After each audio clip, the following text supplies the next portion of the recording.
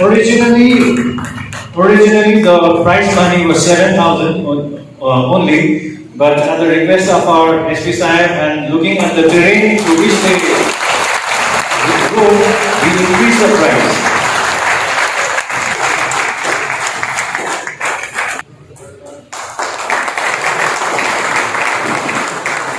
A cash prize of rupees 7,000.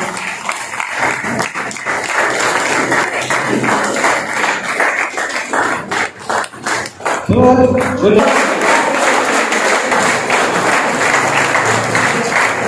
This was 3,000.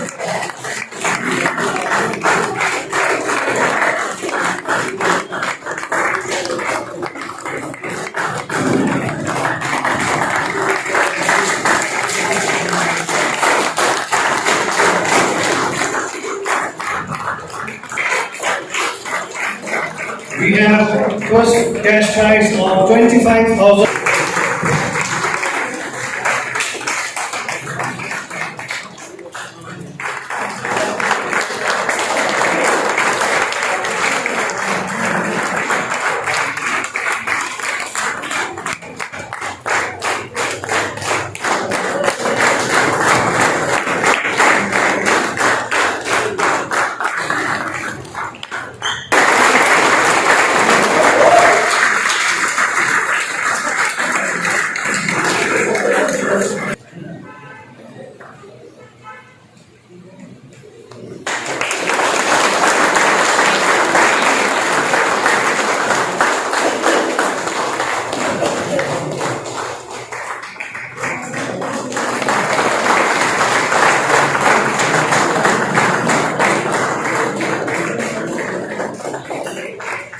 We now have the cash prize of 7,000 rupees.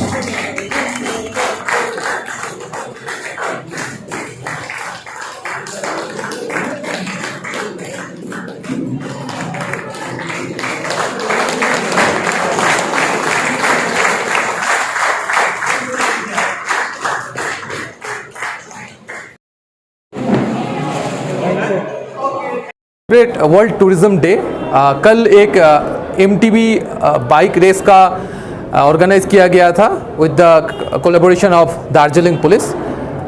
So to celebrate world tourism day आज हमने MTB के जो representative थे उनके ओर से आपका price distribution हुआ, felicitation हुआ and Darjeeling police का जो रोकिने चाइनीज शिक्षा इनिशिएटिव है उसको आगे बढ़ाते हुए जिसमें पहले भी 145 मोबाइल डिस्ट्रीब्यूट किया गया था, टुडे अगेन आज 35 और मोबाइल डिस्ट्रीब्यूट किए गए.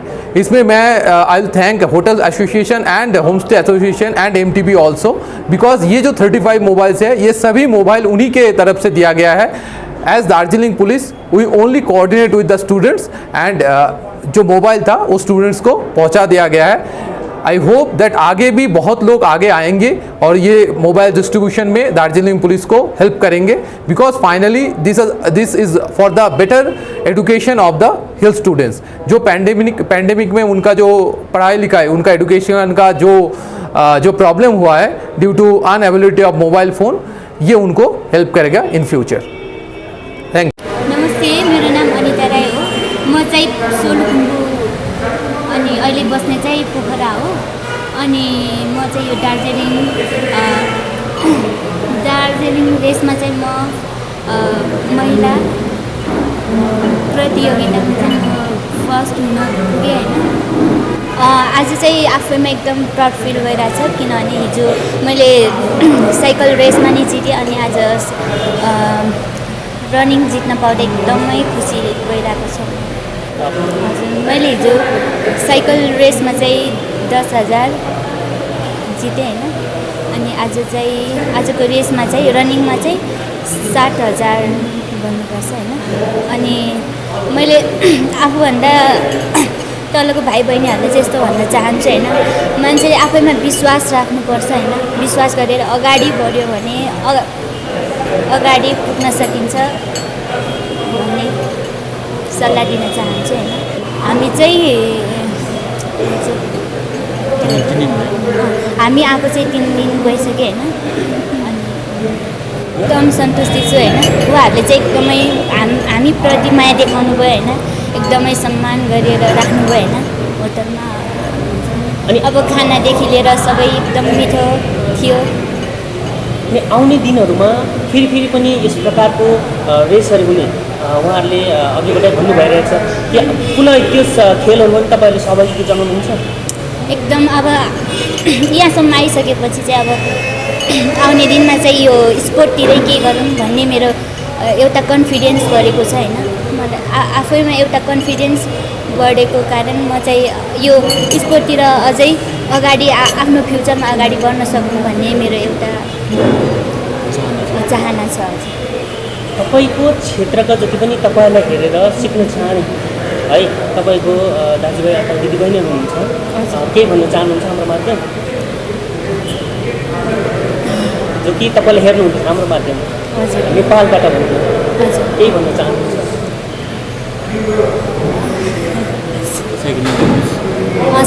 साइक्लिङहरूमा अब आउनुभयो भने चाहिँ एकदमै राम्रो अपर्च्युनिटी छ। खास गरी महिलाहरूलाई चाहिँ एकदमै राम्रो अपर्च्युनिटी छ होइन।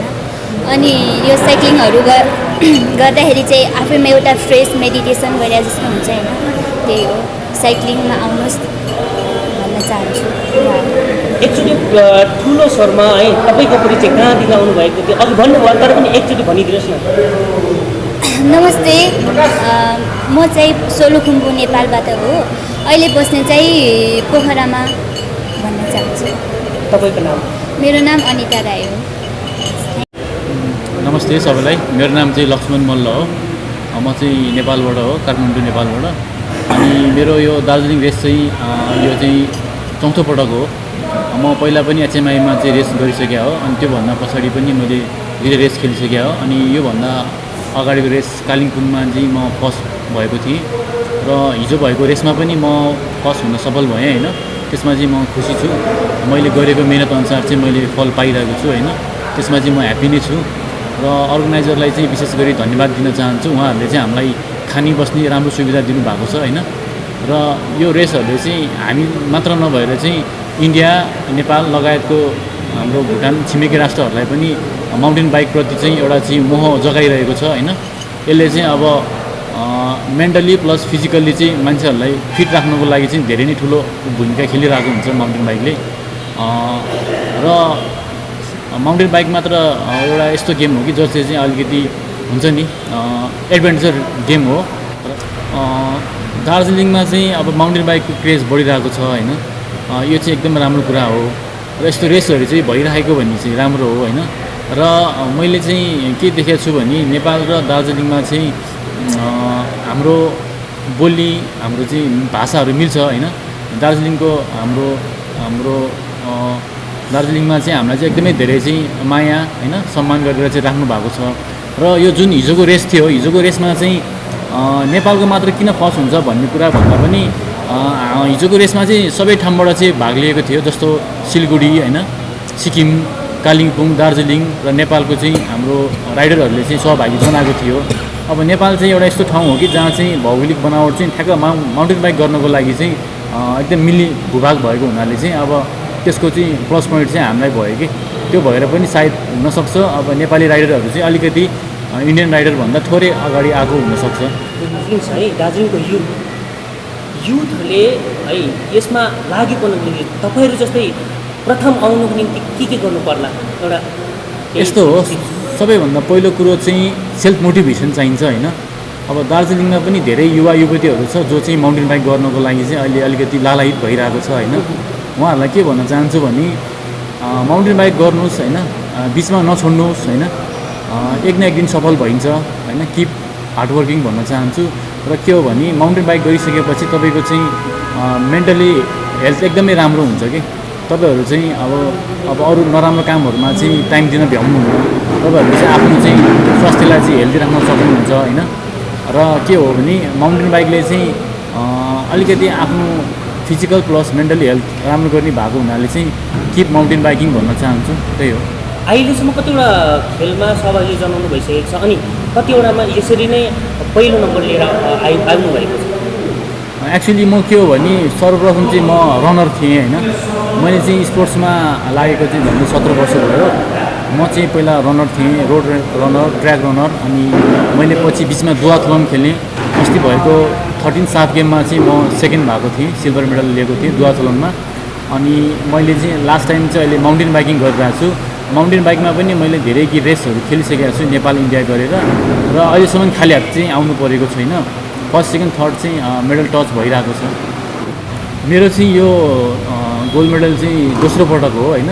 योभन्दा अगाडि मैले कालिम्पोङमा पनि गोल्ड मेडल लगाएको थिएँ, र हिजो पनि मैले अब गोल्ड मेडल टच गर्न सफल भएँ होइन। त्यसको लागि चाहिँ मैले आफूलाई चाहिँ सेल्फ डिसिप्लिनमा राखेर सेल्फ कन्ट्रोल गरेर चाहिँ ट्रेनिङ गरिरहेको थिएँ। त्यही अनुसार मैले चाहिँ अब सफल भएको हो। र म चाहिँ नेपाल साइक्लिङ एसोसिएसनलाई थ्याङ्क यू भन्न चाहन्छु।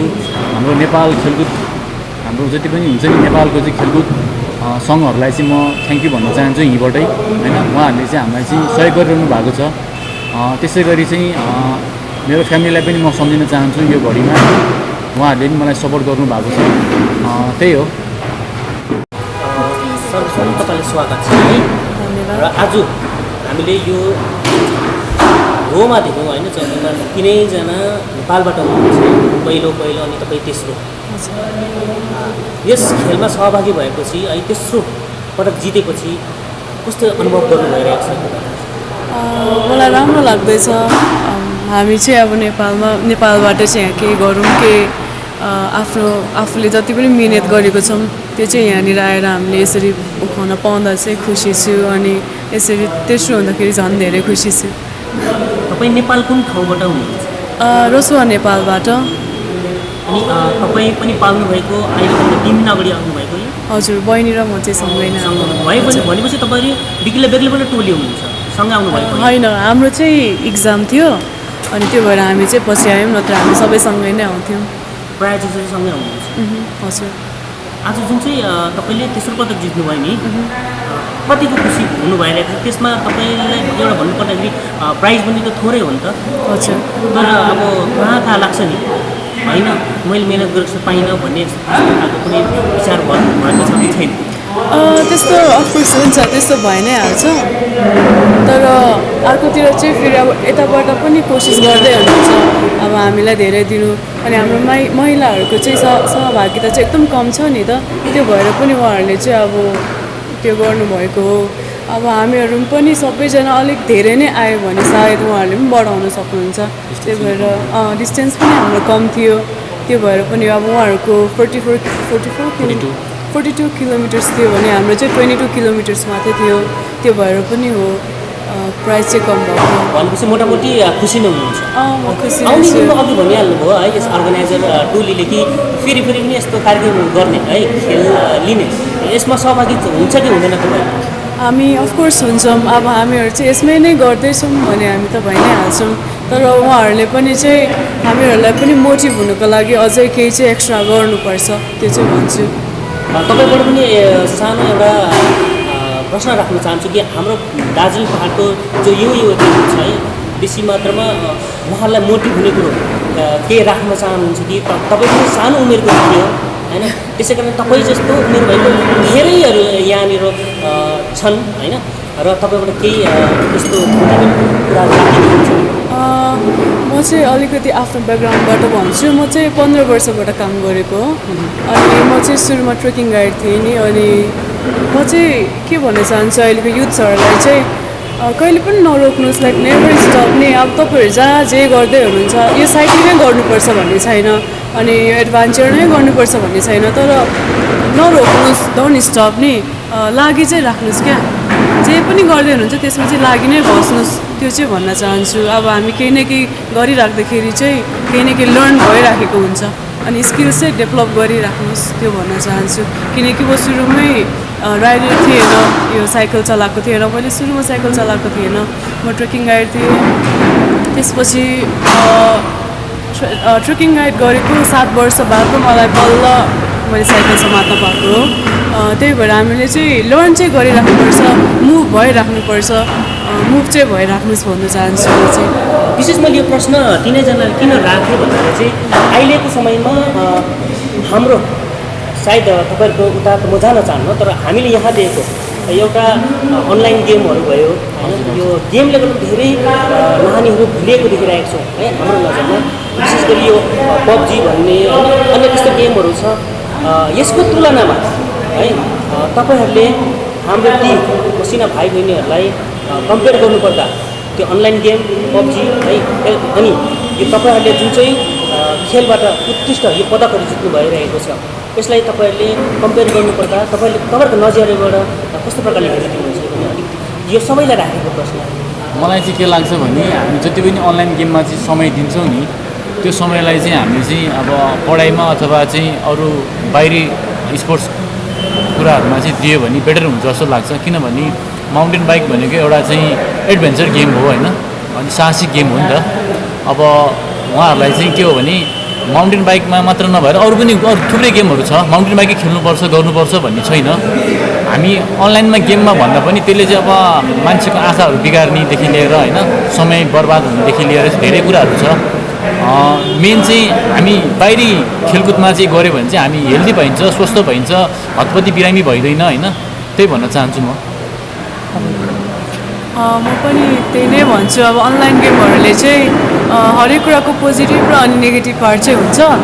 अनि अनलाइन गेमहरूले चाहिँ अफकोर्स आँखाहरू गाह्रो बनाउँछ आँखालाई, त्यसपछि तर मेन्टल्ली सार्प पनि हुन्छ कति कुराहरूले, त्यो पनि गर्नुपर्छ। अनि अर्को कुरा चाहिँ फिजिकल्ली आउँछ, त्यो कुराले चाहिँ हामीलाई फिजिकल्ली हेल्दी बनाउँछ, त्यसपछि फ्रेसनेसहरू आउँछ। अनि म चाहिँ जहिले पनि हामीले जे पनि चुज गर्दाखेरि चाहिँ बेनिफिट अनि त्यसपछि अर्को हेर्नै पर्छ। अनि जुन कुरामा चाहिँ धेरै बेनिफिट छ त्यतितिर चाहिँ जानुपर्छ। सो फिजिकल गेमहरू चाहिँ धेरै लाभदायी हुन्छ। विशेष तपाईँको नाम ठुलो समूहबाट जुन कहाँबाट आउनुभएको त्यो अघि बताउनु। मेरो नाम चाहिँ सुनिता श्रेष्ठ हो, तर मलाई डोल्मा पनि भन्छ, डोल्मा चाहिँ मेरो निकनेम भयो। अनि म चाहिँ रसुवा नेपालबाट, त्यहाँ चाहिँ तपाईँहरू ट्रेकिङ पनि आउन सक्नुहुन्छ, एकदम ट्रेकिङको लागि फेमस जग्गा हो। हजुर म पनि त्यहीँनिर दिदीले भन्नुभयो